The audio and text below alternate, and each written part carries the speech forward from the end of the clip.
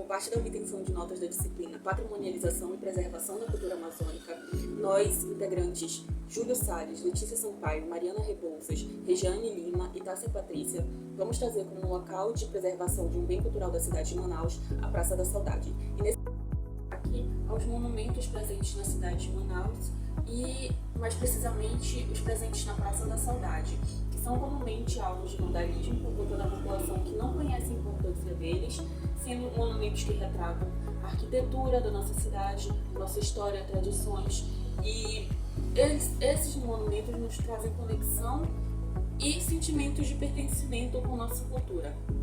Portanto, a necessidade de manutenção desses espaços. Localizado, o local escolhido foram estudantes, trabalhadores e frequentadores do centro de Manaus, porque eles têm um contato diário com o centro e passam frequentemente pelo local diariamente, e seria importante que eles conhecessem a história e a importância do local para a cidade de Manaus. Então, segundo Shoah, em 1995, o monumento ele é uma construção como, por exemplo, uma coluna, um busto, uma estátua, que foi feito para homenagear uma pessoa ou um fato histórico daquela localidade. Então, nós observamos que em Manaus existem vários monumentos no centro da cidade, né? Esculturas, estátuas e bustos. Nós temos, no caso, a estátua da Praça da Saudade, que é o nosso trabalho, e essa estátua faz homenagem a Terreiro Aranha, que foi o primeiro presidente da província do Amazonas, visto que o monumento está na Praça 5 de Setembro, que faz homenagem à elevação do Amazonas à categoria de província. Então, poucas pessoas conhecem essas informações aqui em Manaus, por isso, atividades de educação museal e patrimonial nas praças são importantes para a população conhecer melhor a história da nossa cidade. Trazendo como fundamento teórico para embasar nossas atividades, vamos falar aqui de alguns autores nos quais nós trabalhamos para fazer nossa atividade, dentro de 3 vertentes, né, que seria a educação patrimonial, patrimônio cultural e história e memória. Dentro da questão da educação patrimonial, nós podemos citar aqui Crispim e Fonseca. Ambos autores eles destacam a importância da educação patrimonial como uma forma de construir uma relação de pertencimento e identidade cultural entre as comunidades e seus patrimônios. José Luiz dos Santos ele defende que a educação patrimonial deve estimular o olhar crítico sobre os bens culturais, promovendo sua preservação e valorização.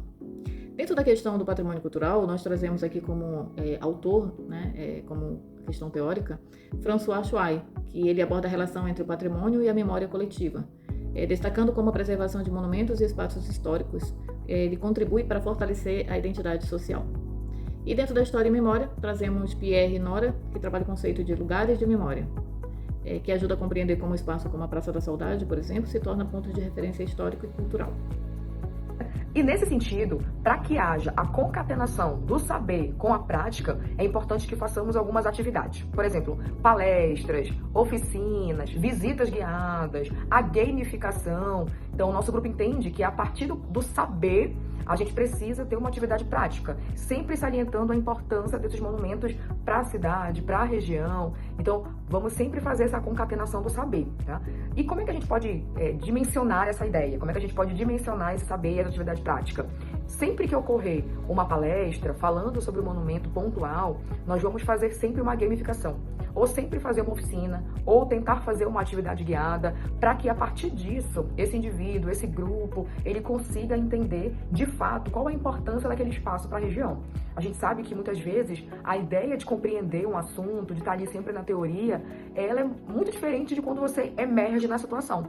Então, quando você emerge, quando você está ali participando do momento, entendendo de fato a importância, visualizando aquele cenário, entender a importância, se sensibilizar para aquele espaço, é muito mais benéfico, é muito mais eficiente. Então, sempre que ocorrer uma dimensão teórica, nós vamos também trabalhar a dimensão prática. E como eu falei, através de oficinas, através de palestras, através da gamificação. E aí, o que é a gamificação? A gamificação é simplesmente a gente trabalhar games. E às vezes esses games podem ser algo simples. Pode ser um quebra-cabeça, pode ser perguntas e respostas, como um quiz, pode ser um torta na cara. Quando a gente trabalha com crianças, é importante sempre pensar também na criança, no jovem, adolescente, no adulto. A gente vai trabalhar sempre entendendo qual é a faixa etária para fazer a aplicação da forma correta.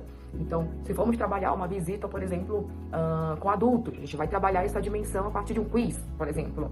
Ou então uma palestra, sempre enfatizando a importância daquele monumento para a região, sempre enfatizando o quanto aquele monumento é um processo simbólico, no qual a gente precisa entender qual a real importância dele dentro daquele espaço, que no caso é a nossa região.